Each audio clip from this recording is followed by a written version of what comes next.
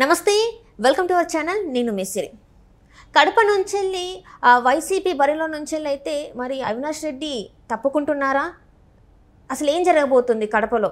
షర్మిల గారు అయితే కొన్ని వ్యాఖ్యలు చేశారు, కొన్ని క్వశ్చన్స్ అయితే అడిగిన సందర్భం అయితే మనం చూస్తున్నాం. సో ఇవన్నీ అసలు ఈ కథ అంతా ఎటు తిరుగుతుంది ఏంటి అనేది మనకు వివరించడానికి మనతో పాటు ఉన్నారు ప్రముఖ రాజకీయ విశ్లేషకులు అంకమరావు గారు. నమస్కారం సార్. నమస్తే సార్. ఇప్పుడు చూస్తుంటే షర్మిల గారు కొన్ని వ్యాఖ్యలు చేశారు, అంటే క్వశ్చన్స్ అడుగుతున్నారు, వ్యాఖ్యలు చేయడం కూడా కాదు, కొన్ని తన మనసులో ఉన్న బాధని తను అడగడం జరుగుతుంది. ఏంటంటే తన పుట్టుక గురించి కూడా తప్పుగా మాట్లాడారు. ఇవన్నీ జరుగుతున్నా కూడా ఎందుకు అవినాష్ రెడ్డి గారిని మళ్ళీ సీట్ ఇచ్చారు? మరి తన అన్న బాధ అర్థం చేసుకొని ఏమన్నా మరి తిను విత్డ్రా చేసుకునే అవకాశం ఉందా ఏంటి అని చెప్పేసి అవినాష్ రెడ్డి గారిని అడుగుతున్నారు. మరి నిజంగా విత్డ్రా చేసుకుంటారంటారా? చందమామ కథల్లాగా ఉన్నాయి జరుగుతున్న పరిణామాలు చూస్తూ ఉంటే. చందమామ కథల్లో కూడా కాస్త జనరంజకంగా కొన్ని రచనలు జరిగి దాన్ని ఆ రోజు చిన్నపిల్లలకి చెప్తూ ఉండేవాడు. ఇప్పుడు ఈ జరుగుతున్నవి కూడా అలానే ఉంది. చెల్లెళ్ళు ఓడిపోబోతుంది అనే బాధ ఉన్న వ్యక్తి చెల్లెల్ని గెలిపించుకోవడానికి ప్రయత్నం చేయాలి. అదే ఆ అమ్మాయి అడిగింది కూడా. చెల్లెల్ని గెలిపించుకోవాలన్నప్పుడు అవినాష్ రెడ్డి గారి నుంచి విత్డ్రా చేయించాలని కదా ఆమె కోరిక. నిన్ను గెలిపించాలని కాదు కదా ఆయన మాట్లాడుతుంది. నీకు సంబంధించినంత వరకు ఆమె ఇప్పుడు షర్మిల గారు ఒక మాట కూడా అన్నారు, వివేకానంద రెడ్డి గారు ఓడిపోయినప్పుడు ఆయన ఎంత బాధపడి ఉంటారు, దాని గురించి నువ్వేమన్నా ప్రస్తావించావా? ఆయన ఓడించింది భాస్కర్ రెడ్డి గారు, అవినాష్ రెడ్డి గారు అని చెప్పని ఆయన చెప్పారు బహిరంగంగా. మరి వాళ్ళని ఏమన్నా ప్రశ్నించావు? మరి తిరిగి వాళ్ళకి నువ్వు ఎలా అవకాశం కలగజేసావు? ఈరోజు షర్మిల గారిని ఓడించటానికి ఇంతమంది మార్బలాన్ని నువ్వు దించుతున్నావు అని చెప్పని ఆమె మాట్లాడుతూ ఉంది. ఇప్పుడు రెండు విషయాల గురించి మాట్లాడుకుంటూ ఉంటే ఇక్కడ షర్మిల గారి మీద చెల్లెలు ఓడిపోతుందని బాధ ఆయనలో ఉందా, లేకపోతే హేళనగా మాట్లాడుతున్నాడా? ఇప్పుడు నిజంగా బాధపడేవాడైతే అన్ననే అయితే చెల్లెలు అసలు అక్కడి నుంచి ఎందుకు వస్తుంది? ఆమె పదవి ఇవ్వాలనే కోరిక కనుక నీకుంటే 25 నియోజకవర్గాలు లోక్సభ సభ్యుల్లో మామూలుగా దళిత వర్గాలకు కేటాయించి నీ తీసి పక్కన పడేస్తే మిగిలిన దాంట్లో ఎక్కడో చాట ఇవ్వచ్చు కదా. ఇవ్వలేదు. 175 నియోజకవర్గాల్లో ఇందాక నేను ఉదరించినట్టు వాళ్ళని తీసేస్తే మిగిలిన వాళ్ళ చోట్ల ఎక్కడో చాట అవకాశం కల్పించవచ్చు కదా. కానీ ఆమెకి నీ రాజ్యాధికారంలో పాలు పంచుకోవటం నీకు ఇష్టం లేదు, ఆమెకి పదవులు ఇవ్వటం నీకు ఇష్టం లేదు. ఇది తేలిపోయింది కదా. ఈరోజు కావాలని చెప్పని ఆ అమ్మాయికి షర్మిల గారికి ప్రజాదరణ పెరుగుతుంది కాబట్టి ఏదో విధంగా దాన్ని దూరం చేయడం కోసం రాజశేఖర రెడ్డి గారి కుమార్తె కాదు, రాజశేఖర రెడ్డి గారి వారసురాలే కాదు, కాంగ్రెస్ పార్టీలో కీలుబొమ్మ, చంద్రబాబు నాయుడు చేతిలో కీలుబొమ్మ, ఇవన్నీ మాట్లాడుతూ ఉన్నాము. అంటే ప్రజల్ని ఆమెని దూరం చేయాలని మీరు ప్రయత్నం చేస్తూ ఉన్నారు. అంటే ఇప్పుడు తను ఏమంటున్నారంటే మనమే మాట్లాడాం సార్. ఏంటంటే తనది అవినాష్ రెడ్డి గారు చిన్నపిల్లడు, తన రాజకీయ భవిష్యత్తుని నాశనం చేయడానికి షర్మిల గారు ఇంకా సునీత గారు ప్రయత్నిస్తున్నారని చెప్పి తనే మాట్లాడడం జరిగింది. అది మనమే చేసాం. మరి ఎందుకు ఇలాంటివి చేస్తున్నాడు మరి తను? ఇప్పుడు సహజమే. ఇప్పుడు వాళ్ళ కట్టుకున్న చీరల మీద గురించే మాట్లాడారు కదా. ఎందుకంటే గొప్పగా మాట్లాడతారని మనం ఎలా భావిస్తాం చెప్పండి. ఇప్పుడు నటించటానికి కూడా మామూలుగా చాలా నేర్పు కావాలి,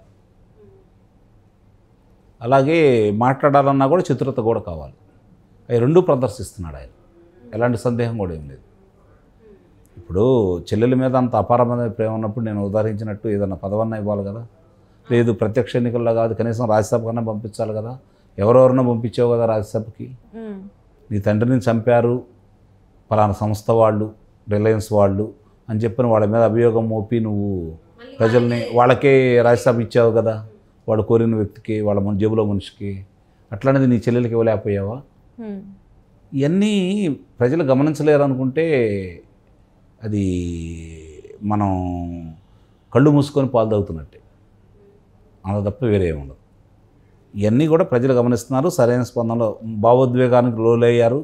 గత ఎన్నికల్లో జరిగినటువంటి కొన్ని కార్యక్రమాలు ఆయన కలిసి వచ్చిన ఎన్నికల ముందు బాబాయ్ గారి హత్య ఉదంతం కావచ్చు, విమానాశ్రమంలో జరిగిన కోడికత్తి ఉదంతం కావచ్చు, అమరావతి భ్రమరావతి కమ్మరావతి అని చెప్పిన విధానం కావచ్చు, కమ్మవారి కోసమే అమరావతిని తీసుకొచ్చాడు అని చెప్పని ప్రజలను నమ్మించడంలో విజయవంతమయ్యావు. కమ్మవారి మీద ద్వేషంతో అన్ని వర్గాలని దగ్గర చేర్చుకోవడంలో నువ్వు విజయవంతమయ్యావు. అయినా సరే 39% తెలుగుదేశం పార్టీ వచ్చింది అంటే ఎంత బలంగా ఉందో అర్థం చేసుకోవాలి. ఆ భయంతో 39% మంది ఉన్నారు, ఎలా దూరం చేయాలి అని చెప్పిన భయభ్రాంతులను గురి చేయడానికి ప్రయత్నం చేశావు. ఇవన్నీ కూడా ప్రజలు గమనిస్తూనే ఉన్నారు. ఈరోజు ఏదో చెల్లెల మీద అపారమైన ప్రేమ వలకబోస్తున్నట్టు మాట్లాడితే ప్రజలు దాన్ని ఆమోదిస్తారనుకుంటే మాత్రం ఇప్పుడు అమ్మాయి కూడా అదే కదా ప్రశ్నిస్తూ ఉంది, షర్మిల గారు కూడా. కాబట్టి సమాధానం చెప్పుకోవాల్సింది జగన్మోహన్ రెడ్డి గారే. అంటే మీరు ఒకనొక సందర్భంలో చెప్పారు, జగన్మోహన్ రెడ్డి గారు షర్మిల గారు ఇద్దరు కలిసి నాటకం ఆడుతున్నారు, ఇది నాటకంలో ఒక భాగమే అని చెప్పేసి అన్నారు. మరి ఇప్పుడు మీరు చెప్పండి, ఇది నిజంగా నాటకం అంటారా? ఇంకా స్టిల్ మీరు నమ్ముతున్నారా ఇది నాటకమే అని? వాళ్ళది నమ్ముతున్నాను ఇప్పుడు కూడా నేను. ఎలా సార్? అంటే ఇది చెల్లెలకి 87 కోట్ల రూపాయలు అప్పిచ్చాడు కదా, ఎందుకు ఇస్తాడు మరి? మరి అది అఫిడవిట్లో మరి పేర్కొనలేదు కదా. పేర్కొందా అమ్మాయి? తను పేర్కొంది, మరి జగన్మోహన్ రెడ్డి గారు పేరు అంటే నేను అది ఆయన ఏం చెప్తాడో మనకు అనవసరం. 82 కోట్ల రూపాయలు అప్పిచ్చాడంటే చెల్లెల మీద ప్రేమతోటి ఉండట్టే కదా. వదిన కూడా మరి వదిన దగ్గర నుంచి కూడా తీసుకున్నట్టుగా తను పేరు, అంటే ఆమె కూడా ఈమెకి అప్పించినట్టే కదా, అంటే ఆ అవసరాలు తీరుతున్నట్టే కదా. తన వ్యతిరేక ఓట్లు తెలుగుదేశం పార్టీ పడకుండా కాంగ్రెస్ పార్టీకి పడాలని చెప్పని ప్రణాళిక ప్రకారం చేసుకుంటున్నారని ఎందుకు భావించకూడదు? అంటే ఇప్పటికి ఈ రోజుకి ఇప్పుడు నేనైతే నమ్మట్లేదు. ఒక 15 రోజుల టైం, 15 రోజులు కూడా లేదు. అంటే ఆమె అడిగేదాన్ని నేను ఎత్తుతున్నాను కానీ ప్రశ్నలు, ఆమె సంధించేదానికి సమాధానం ఉందా అని చెప్పి జగన్మోహన్ రెడ్డి గారిని అడుగుతున్నాను. కానీ ఇప్పుడు కూడా వాళ్ళిద్దరూ వైరు వర్గాలు అనుకుంటే నేను నమ్మట్లేదు అంటున్నాను. జస్ట్ ఒక 12-11 రోజులు ఉంది ఇప్పుడు ఎన్నికలకి. ఈ రోజు కూడా మీరు ఇదే మాట మీద నిల్చుంటున్నారండి. అవును. అంటే ఇప్పటికి కూడా వీళ్ళు సంధించే ప్రశ్నలన్నీ కూడా ముందే ప్లాన్ చేసుకుని మనం మాట్లాడుకున్నారా? మనం దాన్ని కొట్టిపారవేయాలి. ఎందుకంటే ప్రతి ఒక్కటి తను అడిగే దాంట్లో జనాలు మరి ఆకర్షితులు అవుతున్నారు. అంటే ప్రతిపక్షాలు అడగకుండా ఆ అమ్మాయి అడుగుతుందని ఎందుకు భావించకూడదు? ఇప్పుడు తను కూడా ప్రతిపక్షంలోనే ఉంది కదా సార్. ప్రతిపక్షాలు తెలుగుదేశం పార్టీ వాళ్ళు అడిగితే ఓట్లు వాళ్ళకి వెళ్తాయి. ఈమె అడిగింది కాబట్టి అడుబడే ఓట్లు ఈమె పడవచ్చు కదా. సో ఎటకేళ్ళకు వీళ్ళిద్దరు ఒకటే అని మీరు మాట్లాడడం జరుగుతుంది. మరి ఎందుకు జగన్మోహన్ రెడ్డి గారు ఈ రోజు కూడా మొన్న సభలో షర్మిల గారి గురించి ఇక్కడ ఏంటంటే ఆమె వాళ్ళు ఇప్పుడు ఒక వివేకానంద రెడ్డి గారి ఉదంతంలోకి వచ్చే తలికే ఆమె సునీత గారికి మద్దతు తెలుపుతున్నారు కాబట్టి, సునీత గారు పోరాటం చేస్తున్నారు కాబట్టి ఆమె మీద కొంచెం సదభిప్రాయం వ్యక్తం చేయాల్సి వస్తుంది షర్మిల గారి పైన. ఆ విషయంలో ఆమె చెప్పేది నిజం అని చెప్పని మనం భావించాల్సి వస్తుంది. సునీత గారి పోరాటానికి మద్దతు తెలుపుతుంది కాబట్టి, సునీత గారు పోరాటం చేస్తున్నారు కాబట్టి ఆ అంశాలు మాట్లాడినప్పుడు ఆమెకు మనం మద్దతు తెలుపుతున్నాం. అంతే తప్ప మిగిలిన విషయాల్లో వాళ్ళ అన్నా చెల్లెల విషయాల్లో మాత్రం నేనైతే మొట్టమొదటి నుంచి మీరు చూస్తూనే ఉన్నారు, నేను ఒకే దాని మీద నిలబడి ఉన్నాను.